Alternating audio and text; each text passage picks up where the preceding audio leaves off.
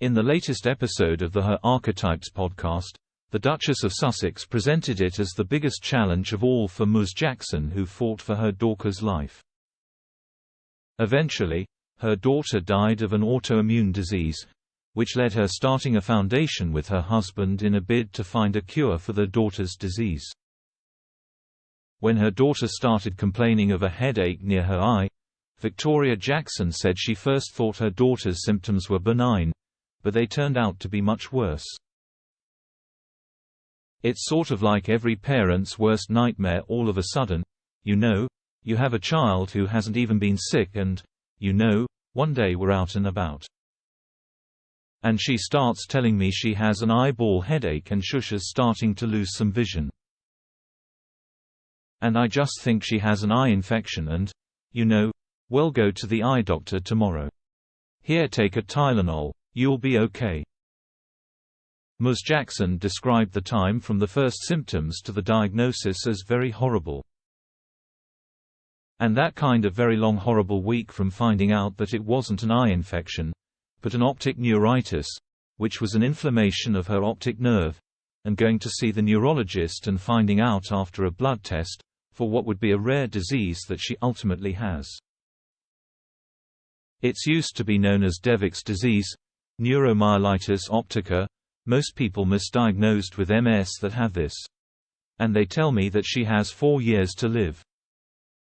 Meghan remained quiet after hearing the harrowing story.